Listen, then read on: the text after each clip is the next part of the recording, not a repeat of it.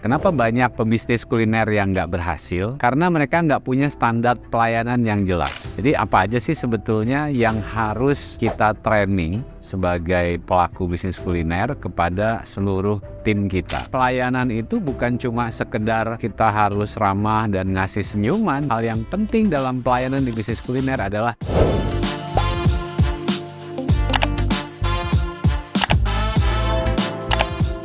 halo para pebisnis kuliner, kembali lagi bersama saya Rangga Umara, founder dari Kuliner Mastery. Hari ini kita akan bahas tentang kesalahan para pebisnis kuliner yang baru mulai bisnis kulinernya. Jadi yang pertama, mereka nggak punya standar produk yang jelas. Kemudian yang kedua, mereka nggak punya standar pelayanan yang jelas.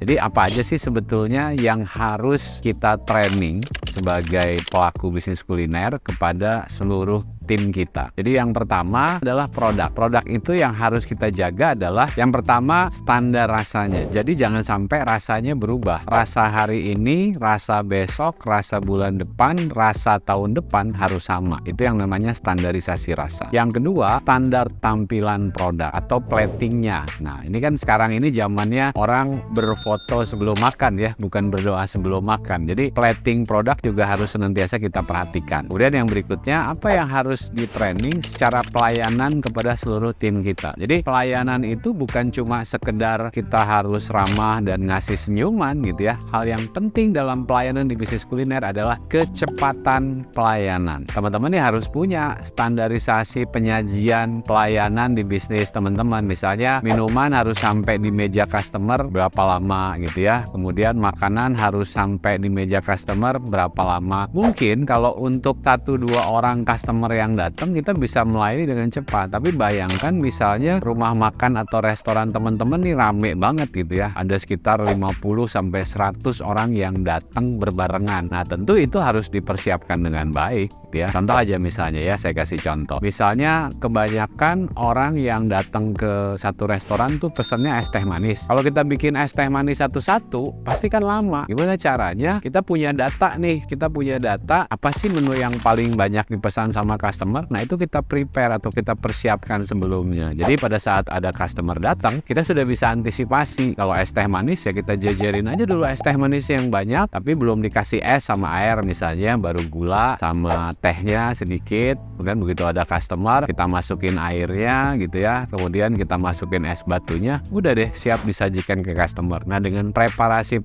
seperti itu, maka teman-teman bisa mempercepat pelayanan. Jadi penting buat teman-teman untuk membuat standar kecepatan pelayanan di bisnis restoran teman-teman. Karena seenak apapun produk kita, seenak apapun masakan kita, kalau customer nunggunya lama, dijamin besoknya nggak akan balik lagi deh. Nah saya punya cerita gitu ya. Jadi ada salah satu outlet saya tuh yang awalnya tuh omsetnya tinggi, terus kok lama-lama makin turun gitu ya. Nah lama-lama makin turun itu kadang yang kita lakukan itu ya berusaha melakukan promosi ya. Kita berusaha melakukan promosi gitu ya, tanpa kita telusuri dulu sebenarnya penyebabnya apa gitu ya, omset bisa turun. Yang sering kali gitu ya membuat customer lari dan nggak balik lagi adalah kecepatan pelayanan. Jadi pelayanannya lama, misalnya pada saat jam rame gitu ya, orang harus nunggu. Misalnya kalau orang udah nunggu 30 menit sampai 1 jam aja, itu hitungannya udah lama loh gitu ya. Ini hal yang harus kita siasati, karena di saat kita atau outlet kita rame, nah kita harus melakukan preparasi. Nah preparasinya gimana ya? Kalau kita harus masak satu-satu, pasti kan persiapannya panjang. Jadi perlu kita membuat persiapan ya dengan cara misalnya satu ya, kita lihat data dulu ya. Kita lihat data penjualan apa sih yang paling banyak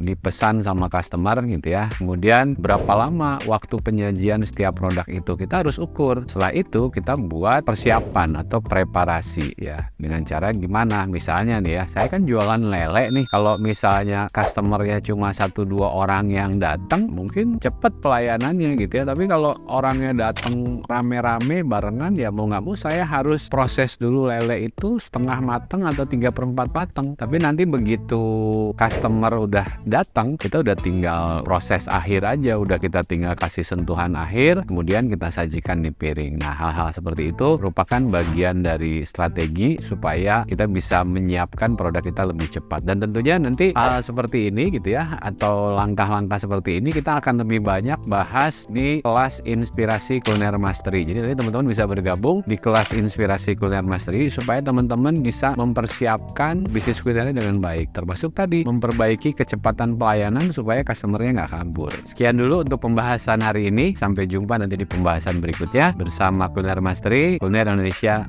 mendunia.